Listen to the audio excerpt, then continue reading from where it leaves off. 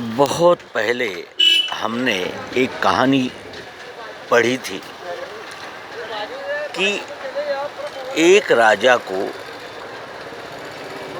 शिकार करते समय एक ऋषि से मुलाकात हुई और उस ऋषि ने ये जानकर कि ये राजा सज्जन है और अच्छे विचारों वाला है और प्रजा की सेवा में दक्ष है, तो इसे हमने देना चाहिए एक अमर फल। और वो अमर फल लेकर के आया।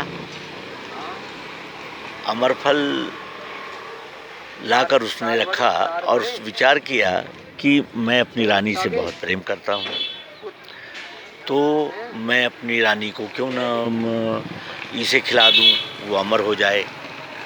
वो रानी पर बड़ा आसक्त था। उसने वो फल रख दिया। राजकाज की धुन में वो भूल गया। उसकी जो पत्नी थी उसका प्रेम वहाँ के एक दासी पर बहुत था। तो उसने सोचा कि ये दासी और मैं मिलकर खा लेंगे, तो वो दासी के पास गई। दासी का प्यार एक घोड़े संभालने वाले के साथ था। इस प्रकार वो फल फिर एक वापिस राजा के पास आया कि एक महिला ने ये सोचा कि क्यों नहीं इसे राजा को दे दिया जाए, वो तो बड़ा प्रजापालक है। इसलिए फिर वो राजा के पास फल आया और राजा ने पूछा कि ये आपके पास कहाँ से आया।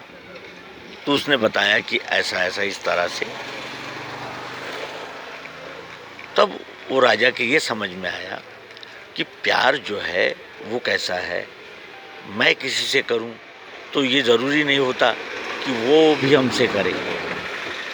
वो किसी और से करता है, फिर वो किसी और से करता है, फिर वो किसी और से करता है।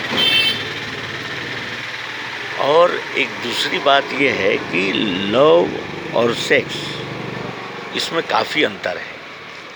हम अपनी स्कूटर से भी लव कर सकते हैं, अपने देश से लव कर सकते हैं, एक कुत्ते से बिल्ली से भी लव कर सकते हैं, लेकिन आप कुत्ते बिल्ली के साथ सेक्स नहीं कर सकते। सेक्स शरीर की आवश्यकता है, तो प्रेम लव ये आत्मा की आवश्यकता है, क्योंकि आत्मा स्वयं प्रेम रूप ही है। और इस तरह उस प्रेम रूप आत्मा का अनुभव सर्वांग योग के द्वारा हमें लेना चाहिए।